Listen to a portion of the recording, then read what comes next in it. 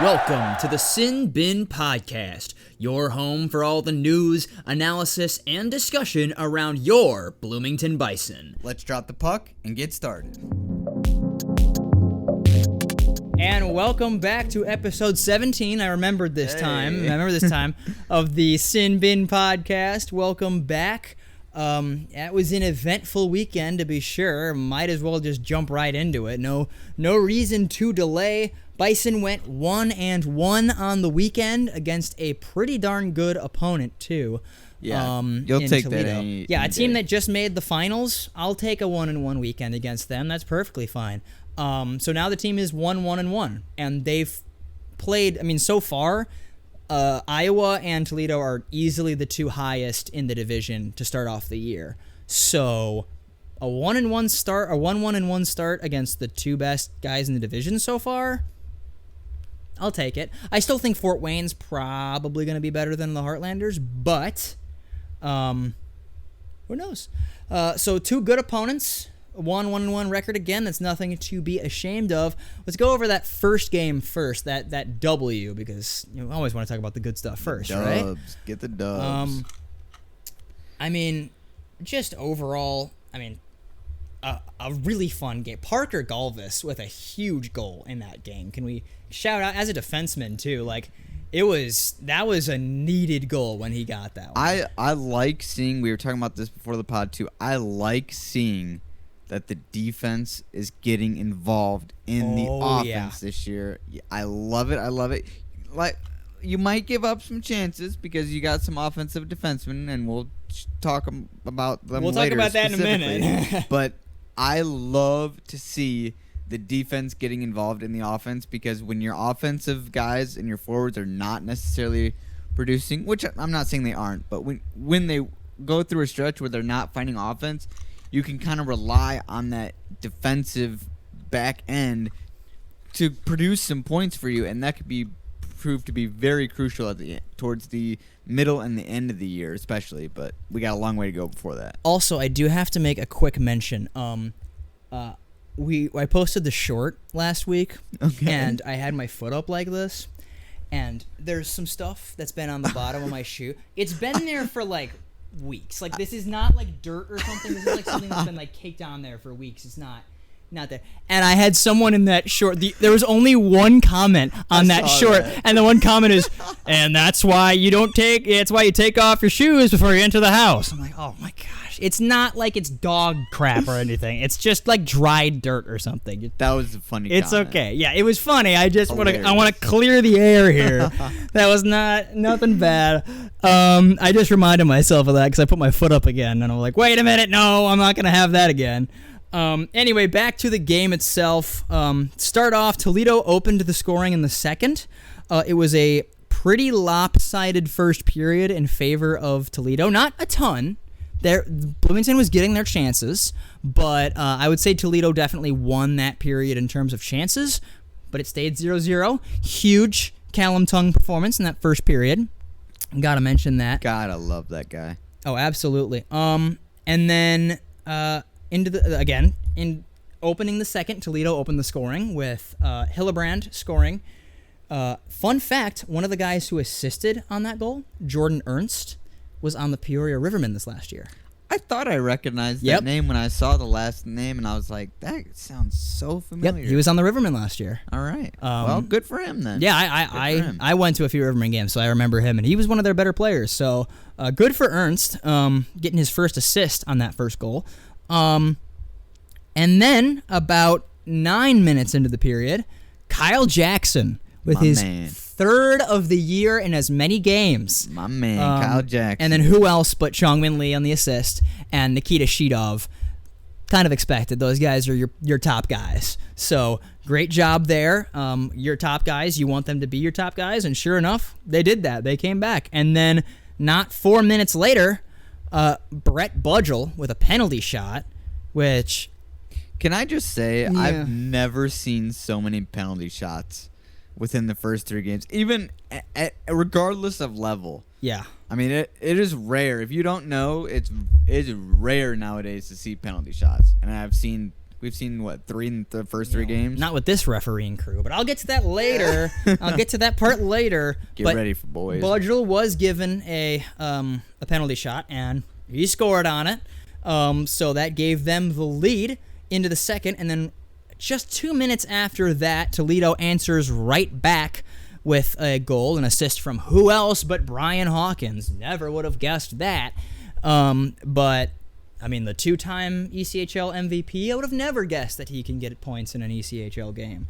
I'll stop complaining. Sorry. But that power play goal for them, they were 2 of 4 on the power play in that game, so they scored both of their goals on the power play. But I will still say the the penalty kill looked better for the Bison in that game, and we'll talk about that even more in the next game. But penalty kill looking better, even if it wasn't great in that game specifically. And then, as we said, Parker Galvis, unassisted, huge goal, just walked down the ice all by himself. And that one, no offense, that one you've got to have as a goalie. Like, the other goals, like the Jackson one and the Budgel penalty shot one, totally understand. Not much you can do there.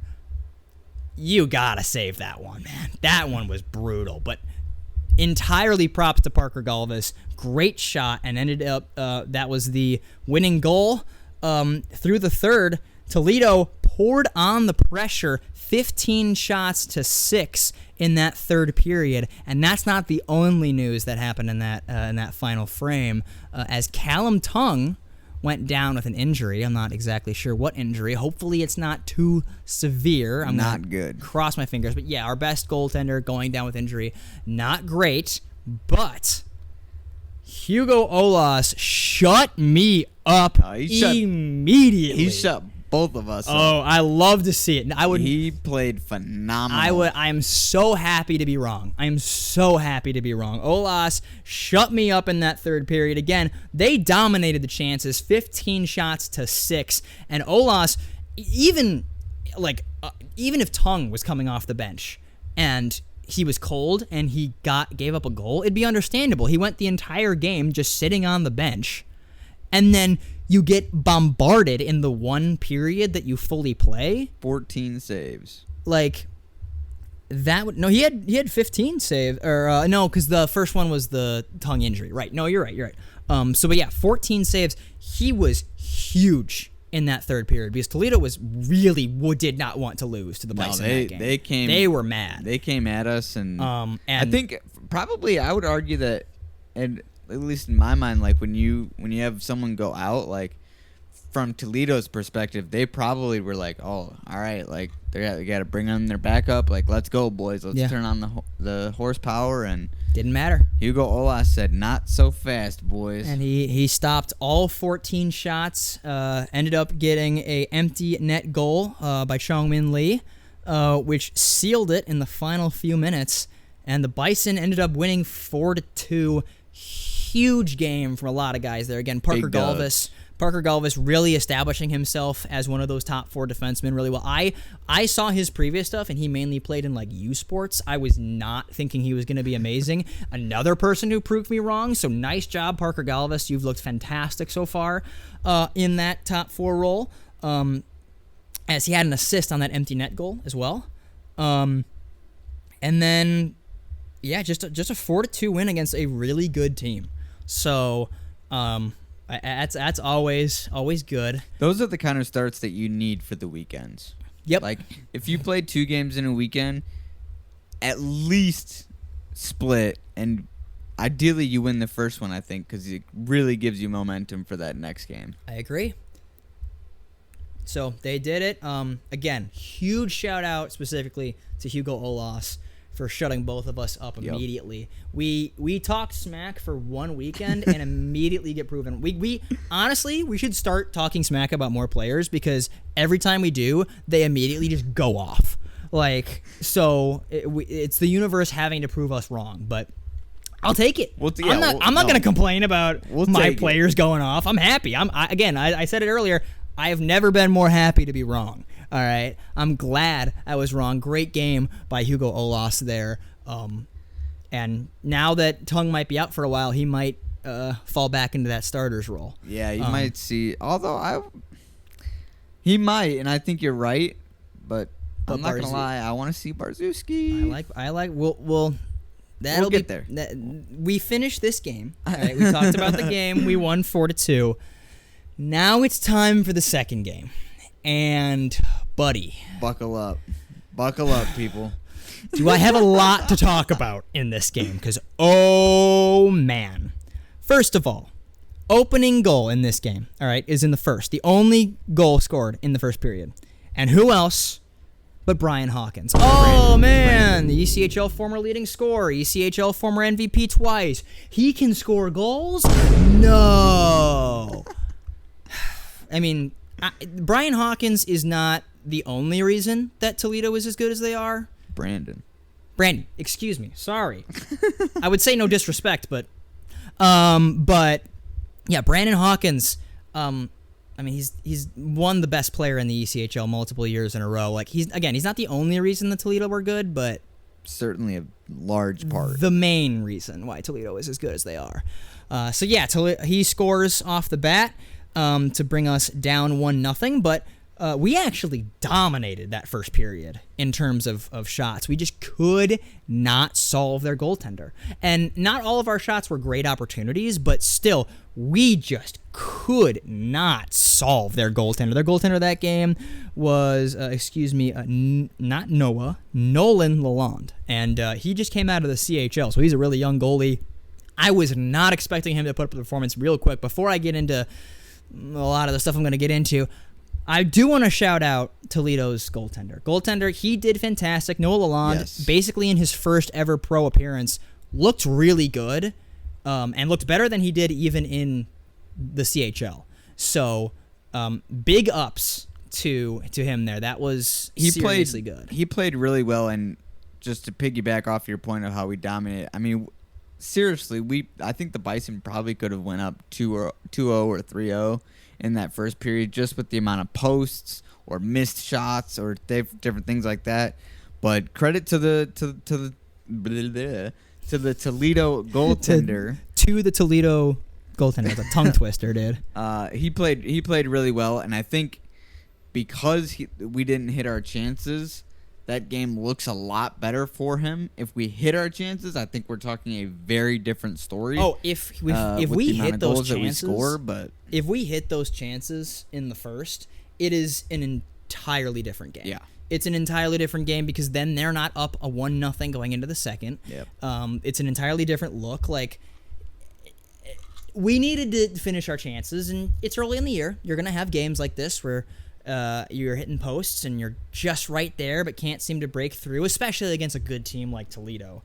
Talk about a game of puck luck. I mean, Toledo is good, and they always say, good to be lucky, lucky to be good. Well, that proved to be very true in that game with Toledo, and we just couldn't catch anything. Yeah. Well, and that second period, Toledo began to pour on as they were starting to regain play in their control, and they still were not able to solve Barzuski for the majority of the period. They only had the one goal on him by Hawkins, and other than that, they could not solve Barzuski in that second period until the refs decided to just gift-wrapped with a bow a penalty shot to who else but Brandon Hawkins. Oh, wow. Wonder who. Of course. But as you can guess, it's Brandon Hawkins, so he scored. Second goal of the game. Only goal of the second. Making 2-0. And again, through two periods, the Bison really seemed like they were competing in this game. It seemed like it easily could have been either way, even though it was a 2-0 score. So I was like, this ain't over yet. This could absolutely go any way in the third. And then the beginning of the third happened. That's when all heck broke loose. The third period is what we really want to talk about here. First of all, Tanner Dickinson scores just 3 minutes into That's the third. A backbreaker. That one was a that back-breaking because goal. if you let a team score 3.5 minutes into the period, like you go into the third period like, okay, down 2-0, but we can come back. But letting in a goal that quickly, it goes from 2-0, which is the worst lead in hockey, to now it's almost not able to overcome. Yeah, we've done it before with Kalamazoo, but it almost seems Toledo ain't Kalamazoo. Toledo ain't Kalamazoo, exactly. But we put on the pressure anyway. And then we started to get some more chances, starting to lean more us, and then Brandon Hawkins. Again. For the hat trick. Oh, come on! Of course. So now it's 4-0. And now fans are suddenly like, okay, this is out of reach. And suddenly some people are starting to think it's not possible. But then, just when you start to lose hope, somebody shows up. Riku Ishida pots one in about 10 minutes into the period, assist to Kyle Jackson and Shea Knott on the power play. And suddenly you have life. It's 4-1. The shutout. What happened to your shutout, buddy? Where'd it go? It's gone. So suddenly Riku Ishida put the Bison back on the board, and the Bison start using that momentum. Chongmin Lee off of an Eddie Matsushima assist, and suddenly it's a 2-goal game. And certain people in the audience, like myself, are like, okay, that would be nuts, but like, is it possible? As soon as they scored that second goal, I was like, boys, we got a shot here. It's we possible. really got a shot. It's not likely, but it's possible. And then that not very likely part happened. As Moyle scored for Toledo. That gave them the 5-2 lead. And that's when everything broke loose. So here's where I'm going to start talking about the stuff I talked about you pregame. All right. Buckle up, people. Listen. I have been trying very hard in recent years to not blame referees for things. And I'm not perfect, all right? I understand refereeing is hard. I've reffed a game myself. It's not as easy as it looks. It is very hard, all right? I will give them that, all right? Refereeing is hard. But through these first 3 games, Jesus, it has been a problem. Like, again, as you said, how many penalty shots have there been? 3 from my count. Exactly. There has not been that many penalties worth a penalty shot. I don't care. I've looked at the penalties that were taken. That's a little bit excessive to have 3 I don't think I've penalty seen shots. 3 penalty shots in the NHL in the last 5 years. Exactly. Their penalty shots are a little ridiculous. And even though we benefited off of one in the second game, I don't care. Even if we're benefiting from bad refereeing, it's still bad refereeing. And I don't like it. I'm tired of seeing it. So there's that. There's the fact that there was 3 disallowed goals in 2 games, in which part of it I get. The Eddie Matsushima was a post. Yes. And the Johnny Evans goal was a high stick. Yes. I will give them credit. Those 2 were the right call. It's still a little ridiculous to have 3 no goals in that many games, but there's not really much you can do. Those were 2 the right calls. However, that Correct. first one, that kicking motion, upset me enough that that's going to be our rule corner today.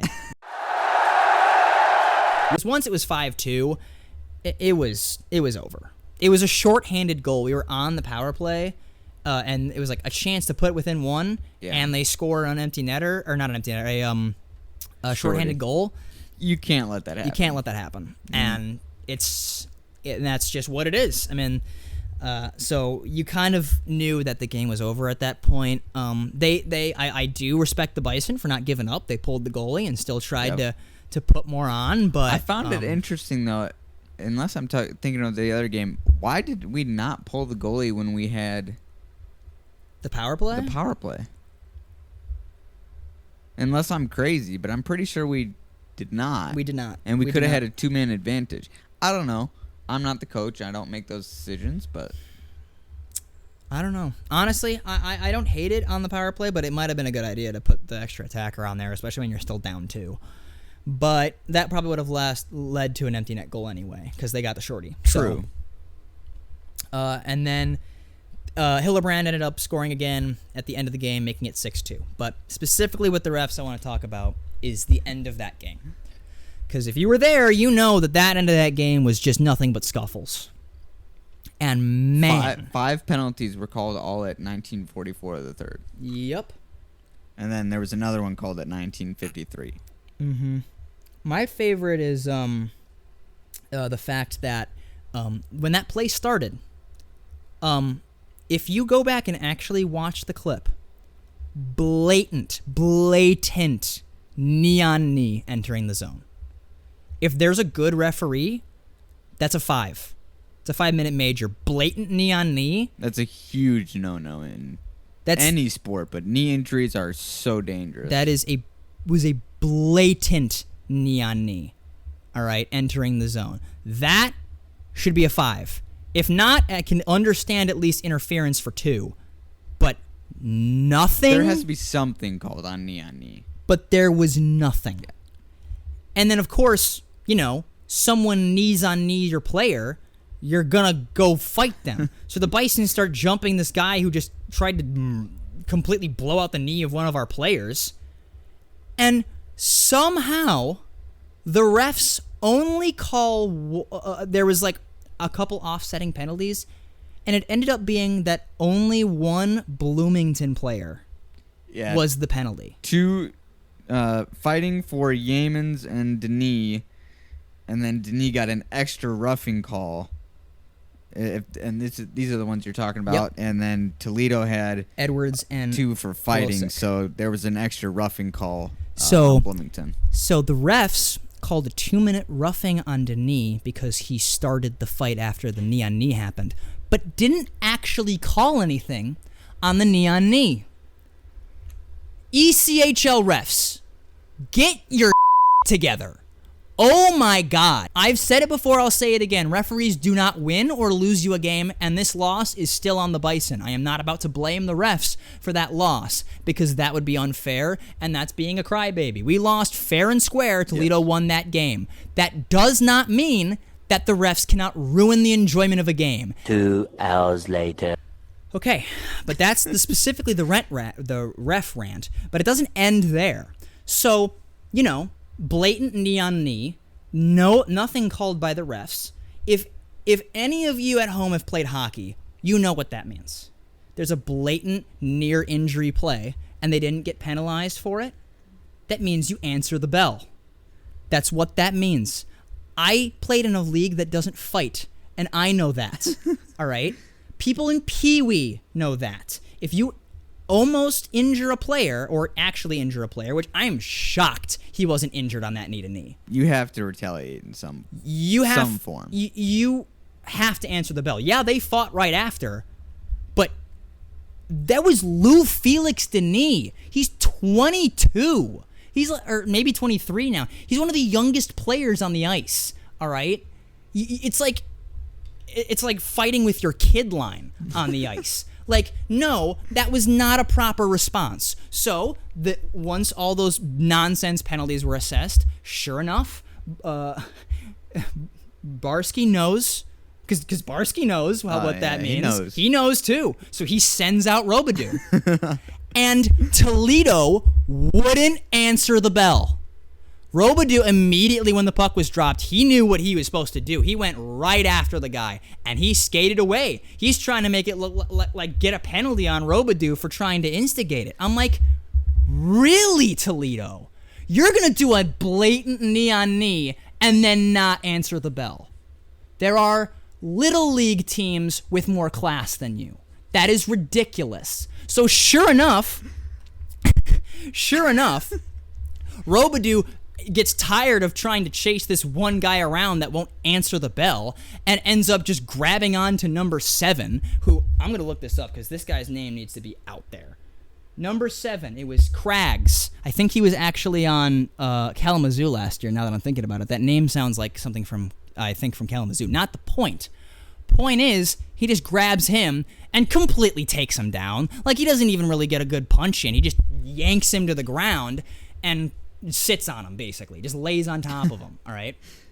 Which, also, I had completely forgotten about this other thing that really frustrated me with the other game. I think it was the first game. But where a Toledo player had admittedly beaten a Bison player in a fight, and the ref was trying to break it up, and the Toledo player just hit the ref multiple times. No call. Again, get it together, referees. How is that not... He punched you. Even if it's an accident, it's punching an official, and it was multiple times. Even if it was an accident, I can understand if he like accidentally just smacks you once, and he's like, oh, no, I'm so sorry. Yeah. Totally understandable. That doesn't need to be a penalty. He kept going after the Bison player when he's on the ground as the ref is trying to break it up, punching the ref, and no extra call. Okay, but not the point. So, yeah, they wouldn't answer the bell like a bunch of pansies. And he finally grabs Craggs and drags him to the drags him to the ground. Craggs gets up and skates over to the Bison bench, doing this. Little short man, yeah. Yeah, man, we're real short for someone who just beat you in a fight, dude. Good job by Barsky and Robidoux. That's exactly why we picked him up, though. No. We picked him up for that Robidoux exact and reason. Barsky, that is exactly what you're supposed to. This is how hockey works. Yep. There are certain times where you do something like that, you have to answer the bell. Yep. And Toledo apparently doesn't realize that. And unironically, I was telling you before the podcast, after that last game, Toledo is my new least favorite team. I don't like the Heartlanders still. Don't get me wrong. But at least the Heartlanders have a little bit of class. And at least Blockman isn't there anymore. All right? Like, at least they have a little bit of class. Like, jeez, not answering the bell and then selling after losing a fight? I would have been interested to see if this was last year. Because before we picked up Robidoux, the Bison didn't really have any enforcers or any guys that would do that. If this was last year, I think they would be in a lot of trouble because they would be getting the you-know-what beat out of them. Yeah. If Robidoux wasn't there. And Robidoux is... That's why we picked him up. That's all I'm going to say. It's a physical presence, and sometimes you just need a physical presence. No, Bubby. It's... Sorry, I'm still trying to calm down a little bit. It's... That game seriously was unacceptable on so many different levels. I mean... I'll accept the loss. That's not what I'm mad about. We would have lost that game either way. Yeah, I think we would have lost. We were going to lose that game either way. Buster! No, Bubby, you can wait on your walk. Sorry, we got a very impatient puppy here. Not the point. Yeah, I'm a little calmed down now. It's just the standard, I think. Yeah. Like the standard of reffing. Yeah. We wouldn't have came back. We wouldn't have won the game. We were going to lose that game either way. It didn't matter. We didn't capitalize. Exactly. We didn't capitalize on our opportunities in the first period. That's why we lost. Not because of bad reffing. Not because of nonsense that happened because Toledo doesn't show class. It was because we didn't capitalize on our chances and we didn't do good enough. I'm not blaming the loss on anybody but the Bison themselves. However, the enjoyment of that game was certainly affected by both the refereeing and the utter nonsense by Toledo there. Utterly ridiculous. I mean, I don't know. There was another thing that I heard about too, but I don't want to. I want to mention that one. Okay, all right. They just know that there are also other things that Toledo did that are incredibly infuriating that game as well. So, yeah. At least the official stance, I think I can make this, the official stance of the Sin Bin podcast is now the Toledo Walleye are the worst. Or are you still Heartlanders? I'm still going Heartlanders, okay. But I could see where you could make that point. Yeah. But at least Toledo, I'll give them credit for last year. At least they went. They were good and they went far in the playoffs, but I do agree with. I was rooting. I feel like an idiot. I was rooting for them hard last year when they were in the playoffs. I'm so glad they didn't win now. I mean, really, a team that just went to the Kelly Cup Finals and was up 6-2 in that game at that point. You're up by 4 goals and you're one of the best teams in the entire league, and you show that little class against a second-year organization. Ultimately, ridiculous. I do agree with most of what you're saying. I personally, like when I watch sports, I 100% agree with you. Refs don't win or lose you the game. 100% agree with that. But I try not to get wrapped up into all that because I ultimately try and look into how did the team play. Exactly. We didn't play good enough to win. Yes. And that's the bottom line. And that's the bottom line. Exactly. Personally. I totally agree, and I mentioned before I even started this part that I've been trying to not get as frustrated with that recently, but that game was something else. Like if it was like a 3-2 game and they called a penalty that legitimately took away a scoring chance for us that could have actually like tied the game, I would be a lot more upset.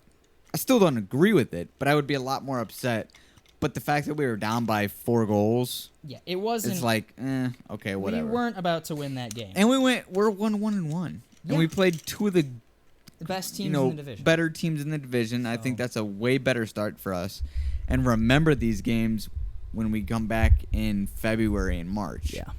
Well, all I'm saying is after that game, I actually talked to a Fort Wayne fan I know after the game, and I was like, yeah, I think I dislike the Walleye more than the Heartlanders now. He's like, oh yeah, we've been knowing that. We've been knowing that Toledo are a bunch of words I can't say.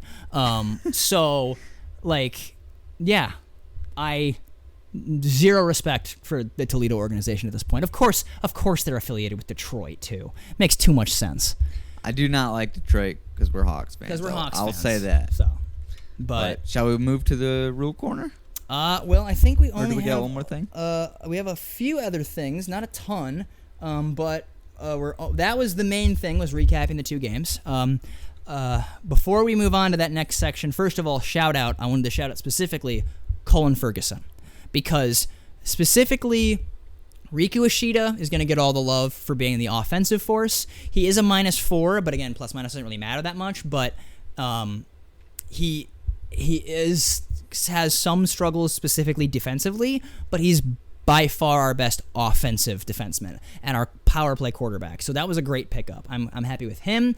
We talked about Galvis stepping up big in that second game, and then Nikita Shidov is exactly as advertised. He's a KHL defenseman, so he's really good, and he's good two-way as well. So we were kind of expecting it with those ones, but Colin Ferguson has been fantastic, specifically with the smaller area part of the game, like poke checks and pinning people on the boards to regain possession. Details matter. Ferguson has the details down, and that's what I wanted to shout out, because he only has 1 assist. I doubt he's getting lots of love from fans, but he should be. He's looked fantastic through these games, and unironically, as long as none of those guys get called up, I think our defense is locked down for maybe the rest of the year. I mean, with Ishida, Galvis,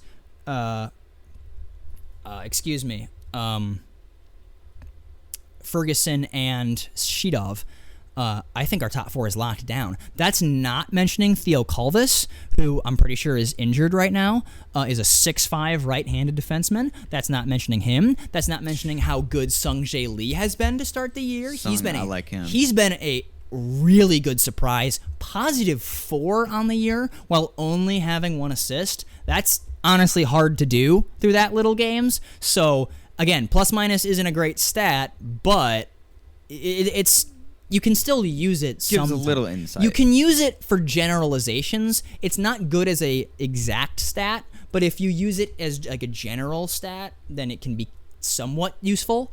And I think being a +4 with only having 1 assist through 3 games is something impressive to at least mention for Sung-Jae Lee.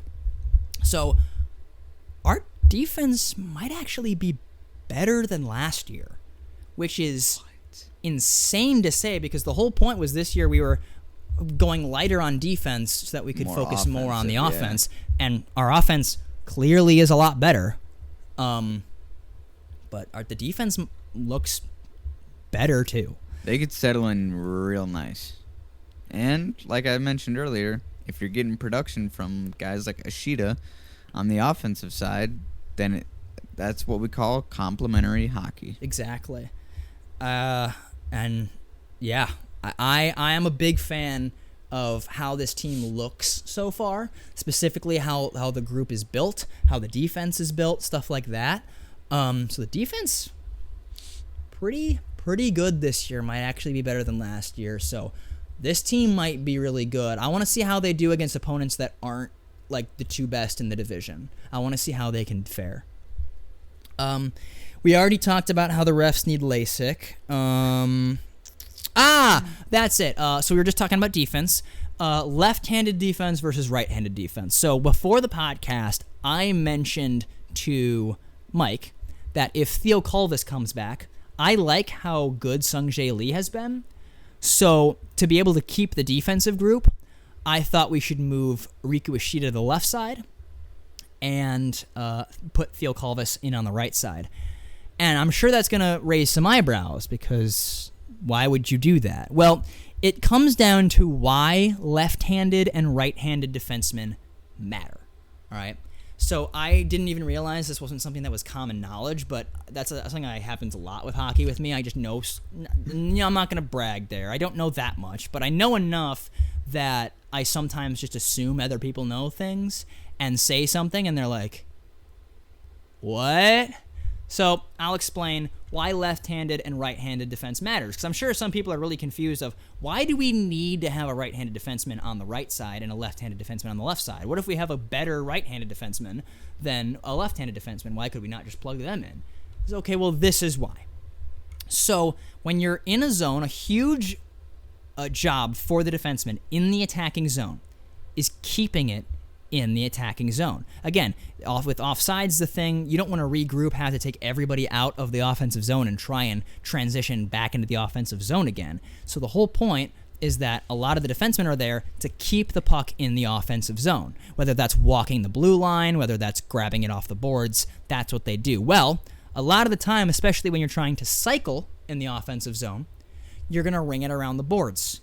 And when you ring it around the boards, you need to be able to grab it off the boards both quickly and effectively, because the forecheck is going to be on you in no time. When you have your right-handed defenseman on the right side, when they ring it around the boards, it's easy peasy, right there, just directly on the stick. They can curl backwards and try to do a spin move. They can try and curl in. They can hold it on the boards and do something like that. It's a lot easier. When you have a left-handed defenseman on the right side, something like that, they then have to receive that pass on the backhand. And if anyone's played hockey, you know that receiving things on the backhand is a lot harder than receiving it on the forehand.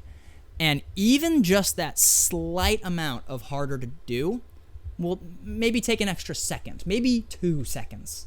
That is enough time for the forechecker to get to you.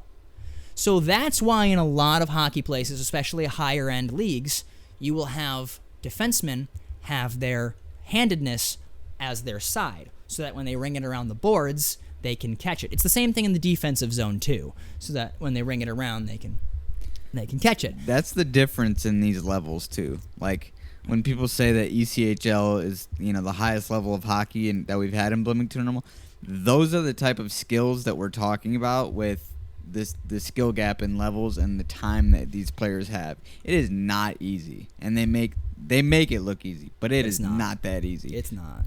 If you've ever seen me play hockey, you know it's not easy. Jokes aside, though, the reason I say that we could move Ishida to the left side is because that main thing is for the defensive role. You want to keep it in, obviously. It's more of that defensive role. However, if you are more of an offensive defenseman, let's say maybe an offensive defenseman that, I don't know, maybe he's less of an assist guy and more of a scoring goals guy, like, I don't know, maybe a certain defenseman who has 2 goals on the season already as a defenseman. Oh, wait, Riku Ishida does. Maybe you would want to have that person on the opposite side because of one-timers. Because, yes, you're right, it's going to be harder to take it off the boards. However, if you have a more offensive-leaning defenseman, you might say that their one-timer is more important than being able to ring that around the boards. And Riku Ishida is that offensive defenseman, and if he were to play on the left side, he's then right on his correct side for a one-timer. You know what? Yep. I've been saying this whole time that he's right-handed. I am 99% sure, but I'm going to go check my sources before I make a fool of myself. All right? Yes, he shoots right-handed. I thought so. I would just rather double-check and be sure than not look like a complete idiot.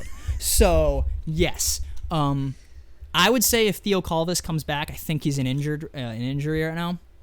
If Theo Colvis comes back and you want to plug him into that team and you don't want to put someone like Sung-Jae Lee out of the lineup because he's played very well to start the year, I might put someone like Riku Ishida on the opposite side.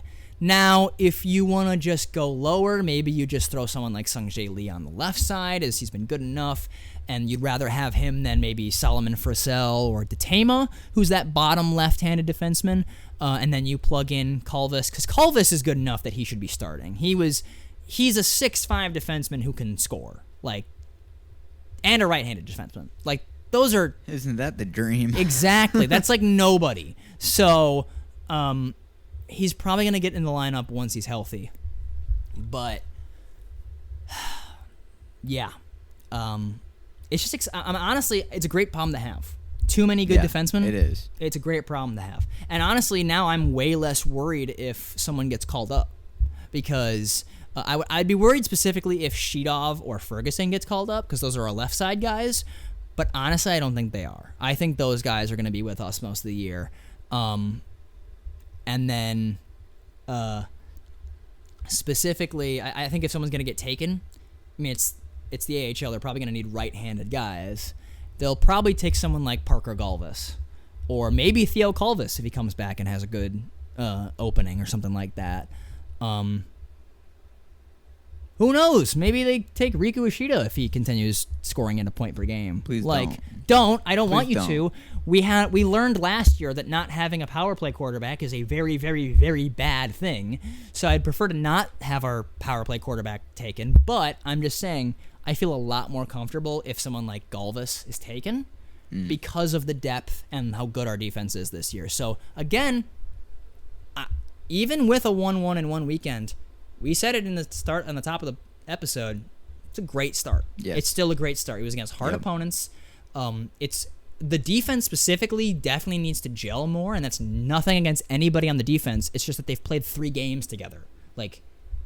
Obviously, you're going to need a little bit more time to gel perfectly. It's hard to judge, come out with full-on conclusions when you're 3 games. 3 games. The sample size just is too small. So obviously, you need to wait and see what happens. But other than that, I'm very excited. I think we did very good. Let's go to finish our rule corner and wrap up the episode. We're already running a bit long today. So rule corner today, we said, was kicking motion for that first game. So don't look at me. So this is not going to be me complaining and saying specifically the refs should have called that first one as not a kicking motion. And we're going to explain why. Yeah. So I'm guessing a lot of our viewers also watch football just because the NFL is incredibly popular, and there's a good chance that a good amount of people who are into hockey as a sport probably also watch some football, as it's just that popular. Kicking motion in hockey is kind of similar to holding in football. Where, sometimes they'll say that there's holding on every play in football because there's holding on every play. So when a holding gets called, it's either because it's incredibly blatantly obvious or it's the ref's opinion. The ref thinks that it was unacceptable. It's kind of the same in kicking motion, where unless it is a very obviously blatant, soccer kick the puck into the net. I'm glad you did that. Didn't have me do that. You want to attempt it, huh? No, I'm good. That's getting clipped for a short, for sure. For sure. Oh, man. I don't even remember what I was saying, dude. That was a good one. Oh, my God. That was a good one. Jesus. Completely lost my train of thought on that. Oh, man. Unless it is a blatantly obvious soccer kicking motion, as I will demonstrate, it's kind of up to the ref's opinion. So I'm sure that there would be refs that would look at that kick-in goal that happened in the first one, or kick-in goal in the first one, and say, that wasn't a kicking motion, that should have been a goal. But I'm sure there's also plenty of refs that would look at it and say, no, that's a kicking motion, that's a goal. Again, it's similar to holding, where it's kind of up to the ref's discretion. So that's why it frustrates me more, because, again, it was up to the ref's discretion, and I disagree with that call, but at the very least, I can understand that wasn't a terrible call. The discretion I disagree, but it's also a discretion call, so it's up to him, and that's the decision he made. So I'm more upset at the refs for the blatant missed calls and like incorrect rulings rather than the disallowed goals or mainly just the disallowed goals. Yeah, I think those, I completely agree with you. Those kind of like gray area discretion type calls in any sport are always the toughest ones because you're like, everyone has different opinions and it could go either way. And the home fans are obviously going to say that it's that their team was there, and then I'm sure you're going to get comments from the away side if you call it the other way, saying, "Oh, hometown bias. That was a kicking motion." Like, I do understand as a ref how hard it is. Don't get me wrong. I am not saying that your job is easy. You hear this guy? All right. Is he actually for the refs? I'm giving them credit. No, I want to give credit where it's due. It's easy. That doesn't mean that the performance of the refs in the first 3 games has been even close to acceptable. Agreed. But I do understand because it is hard. So I don't know. We'll have to see. I think this team is better than their record indicates so far. 3 games in, and I'm excited to see what they can do next weekend. Their next game, the 31st, against Kalamazoo on Halloween. Halloween, baby. So that one should be pretty fun. Trick or treating before the game, I think. Bring your kids out. Shout out to the Bison real quick before I forget. I was able to do the PA announcing on Saturday. Had an absolute blast. I'm no Chris Murphy, but it was super fun, and you guys were nice and loud, so you made my job a little bit easier, so thank you for that, and thank you to the Bison for that. I was at that game, too. He killed it. And it was fun.